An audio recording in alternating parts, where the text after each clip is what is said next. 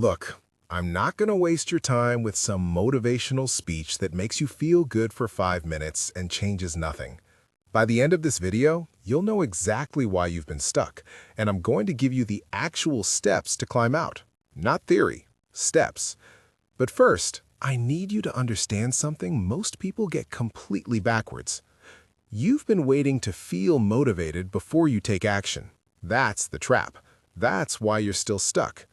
Neuroscience calls this the action motivation loop. Your brain doesn't work the way you think it does. Motivation isn't something that shows up and pushes you forward, it's something that shows up after you start moving. Action creates the chemical reward, not the other way around. So, if you're lying in bed right now waiting to feel like doing something, you could be waiting forever. The feeling comes after the movement. Remember that. Now, here's where we start fixing things, and we're starting with the room you're sitting in right now. Look around. Be honest with me. Is it clean? Or does it look like your brain feels chaotic, cluttered, overwhelming? There's a reason for that. Environmental psychology shows us that cluttered spaces increase cortisol. That's your stress hormone. Your brain sees mess as unfinished tasks, and it keeps running in the background like too many browser tabs. You feel exhausted, but you don't know why. That's why. Here's what you do. Not tomorrow, today. Pick one small area, your desk, your nightstand, one corner. Clean it completely. Don't try to overhaul your entire life in one afternoon. That's how you burn out and quit. One corner. That's the win today. But here's where most people stop. They clean a little, they feel better, and they think they're fixed.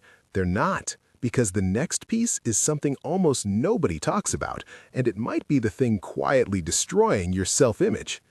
I'm talking about basic hygiene, and I'm not saying this to shame you. I'm saying this because nobody else will. When you haven't showered in days, when you're wearing the same clothes you slept in, when you haven't looked in a mirror with any intention, you're not just physically off, you're psychologically signaling to yourself that you don't matter. There's a concept called enclothed cognition. It's the idea that what you wear actually changes how you think. When researchers put people in a doctor's coat, their focus and attention improved. Not because the coat was magic, but because the brain interprets clothing as identity. When you dress like someone who's given up, your brain assumes you've given up. So, here's your move. Shower, brush your teeth, put on clean clothes, even if you're staying home. Not to impress anyone, to remind your own brain who you're trying to become. All right. Your space is cleaner, you've taken care of your body. Now we get to the part that makes people fall back into old patterns if they skip it. You need a reason to wake up. Not a dream, not a 10-year plan, just one thing that pulls you forward tomorrow. Here's the psychology. Your dopamine system isn't designed to reward you for finishing things. It rewards you for anticipating things. That excitement you feel before a vacation, that's dopamine. The moment you're actually there, the feeling often flattens. So you don't need your whole life figured out, you just need something small to look forward to. A workout, a project you're curious about, a book you're actually enjoying, a walk you take at the same time every day. If you have nothing scheduled, your brain has no reason to turn on, and it won't. So, decide right now. What's one thing you'll look forward to tomorrow morning? If you don't have an answer, create one before this video ends. Now, here's the final piece, and this is the one that protects everything else you just built. You need structure. Not a rigid schedule, just a shape to your day.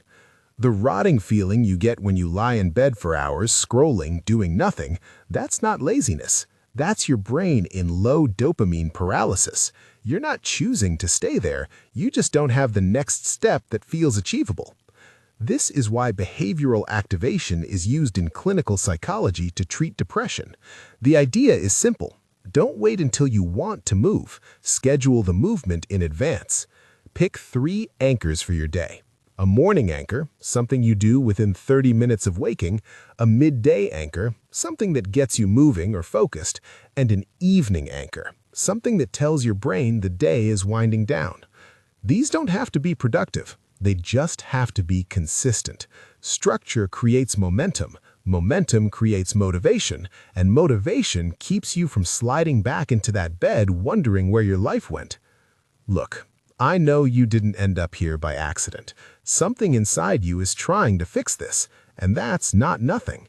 That's the part of you that still believes you can have a life worth waking up for. I'm not going to lie to you. This won't feel good right away. The first few days, you'll still feel tired. Your brain won't trust the new pattern yet. That's normal. Keep going anyway. Action first, motivation second. Clean one corner. Take a shower. Find your reason to wake up. Build your 3 anchors. And come back tomorrow and do it again. You're not broken. You're just out of rhythm. Now go fix that.